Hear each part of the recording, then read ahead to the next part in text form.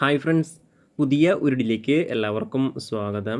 അപ്പോൾ എന്തെന്ന് വെച്ചാൽ RPF റിക്രൂട്ട്മെൻറ്റിൻ്റെ എക്സാമിനേഷൻ്റെ എക്സാം ടോപ്പിക് എന്തൊക്കെയാണ്, അതുപോലെ തന്നെ സിലബസ് എന്തൊക്കെയാണ് തുടങ്ങിയ ഡീറ്റെയിൽസും കാര്യങ്ങളൊക്കെയാണ് ഇന്നത്തെ ഈ ഒരു വീഡിയോയിൽ നോക്കാൻ പോകുന്നത്. അപ്പോൾ നിങ്ങളാരും വീഡിയോ അവസാനം വരെ കാണുക.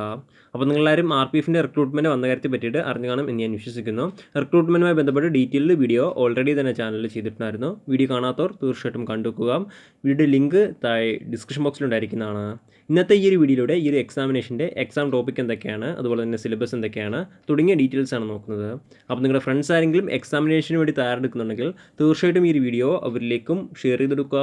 ഇത്തരത്തിലുള്ള കൂടുതൽ വീഡിയോകൾക്കായി ചാനൽ സബ്സ്ക്രൈബ് ചെയ്യാത്തവർ സബ്സ്ക്രൈബ് ചെയ്യുക. സബ്സ്ക്രിപ്ഷൻ വരുന്ന ബെല്ലൈക്കണിൽ ഓൾ ഇനേബിൾ ചെയ്താൽ മാത്രമായിരിക്കും ഇത്തരത്തിലുള്ള കൂടുതൽ വീഡിയോസ് നിങ്ങളുടെ ഫോണിൽ നോട്ടിഫിക്കേഷനായി ലഭിക്കുകയുള്ളൂ. അതുപോലെ തന്നെ നമ്മുടെ ടെലിഗ്രാം, വാട്സാപ്പ് ഗ്രൂപ്പിലേക്ക് ജോയിൻ ചെയ്യാൻ ആഗ്രഹിക്കുന്നുണ്ടെങ്കിൽ ജോയിൻ ചെയ്യുക. ലിങ്ക് താഴെ ഡിസ്ക്രിപ്ഷൻ ബോക്സിലുണ്ടായിരിക്കുന്നതാണ്. നമുക്ക് കാര്യത്തിലേക്ക് കടക്കാം. RPF നിലവിൽ 2 പോസ്റ്റിലേക്കുള്ള റിക്രൂട്ട്മെൻറ്റാണ് വിളിച്ചിരിക്കുന്നത്. ഒന്ന് SI പോസ്റ്റും അതുപോലെ തന്നെ കോൺസ്റ്റബിൾ പോസ്റ്റും. അപ്പോൾ ഈ 2 എക്സാമിനേഷനും ഏകദേശം സെയിം തന്നെയാണ്. അതിൻ്റെ ക്വസ്റ്റ്യൻ ലെവലിൽ മാത്രമേ മാറ്റങ്ങൾ വരുന്നുള്ളൂ. ബാക്കി എല്ലാ കാര്യങ്ങളും സെയിം തന്നെയാണ്. അത് നമുക്ക് ഈ ഒരു എക്സാമിനേഷൻ്റെ എക്സാം ഇൻസ്ട്രക്ഷൻസ് എന്തൊക്കെയാണെന്ന് നോക്കാം. ഈ ഒരു എക്സാമിനേഷൻ ഒബ്ജക്റ്റീവ് ടൈപ്പ് ആയിട്ടാണ്, അതായത് മൾട്ടിപ്പിൾ ചോയ്സ് ആൻസേഴ്സ് ആണ്. അതായത് ഒരു ചോദ്യവും 4 ഓപ്ഷൻസും, അത്തരത്തിലാണ് ഒബ്ജക്റ്റീവ് ടൈപ്പ് കൊണ്ട് ഉദ്ദേശിക്കുന്നത്. അപ്പോൾ അത്തരത്തിലാണ് ഈ ഒരു എക്സാമിനേഷൻ ഉണ്ടാവുക. ഇനി അടുത്ത് ഈ ഒരു എക്സാമിനേഷൻ്റെ സമയദൈർഘ്യം നോക്കുകയാണെങ്കിൽ ആകെ 90 മിനിറ്റാണ്. 1.5 മണിക്കൂറാണ് എക്സാമിനേഷൻ്റെ സമയദൈർഘ്യം. ആകെ 120 ചോദ്യങ്ങളാണ് ഉണ്ടാവുക. ഓരോ ശരിയുത്തരത്തിന് നിങ്ങൾക്ക് ഓരോ മാർക്ക് വീതം ലഭിക്കുന്നതാണ്. അറ്റംപ്റ്റ് ചെയ്യാത്ത ചോദ്യങ്ങൾക്ക് മാർക്ക് നഷ്ടപ്പെടുന്നതല്ല.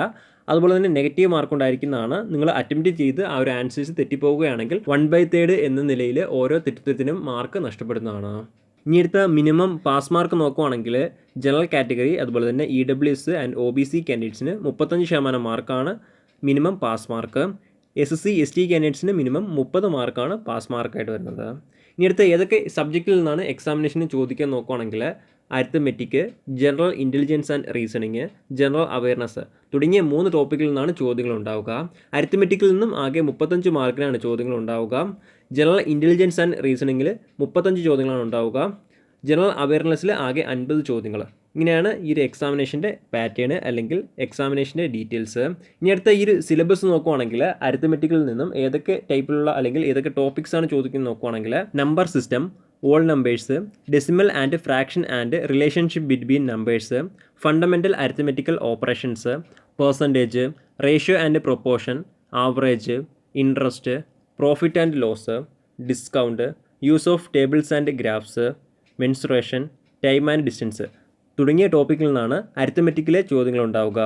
ഇനി അടുത്ത ജനറൽ ഇൻ്റലിജൻസ് ആൻഡ് റീസണിങ് നോക്കുകയാണെങ്കിൽ analogies, similarities and difference, spatial visualisation, spatial orientation, problem solving analysis, judgement, decision making, visual memory, discriminating observation, relationship concept, arithmetical reasoning, verbal and figural classification, arithmetic number series, non verbal series, coding and decoding, statement conclusion, syllogistic reasoning തുടങ്ങിയ ടോപ്പിക്കിൽ നിന്നാണ് general intelligence and റീസണിങ്ങിലെ ചോദ്യങ്ങൾ ഉണ്ടാവുക.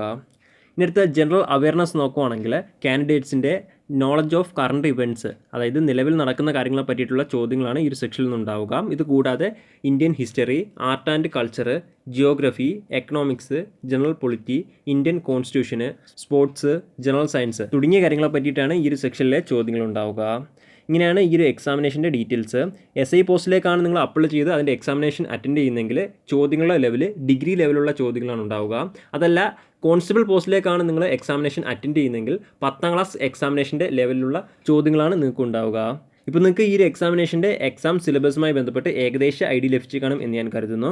എന്തെങ്കിലും സംശയങ്ങളോ കാര്യങ്ങളാണെങ്കിൽ നിങ്ങൾക്ക് ഈ ഒരു article check ചെയ്യാൻ സാധിക്കുന്നതാണ്. ഈ ഒരു ആർട്ടിക്കിളിലെ ലിങ്ക് എന്തായി ഡിസ്ക്രിപ്ഷൻ ബോക്സിൽ ആഡ് ചെയ്തിരിക്കുന്നതാണ്. അപ്പോൾ നമുക്ക് മറ്റൊരു വീഡിയോയിൽ കാണാം. അതുവരെ ബൈ.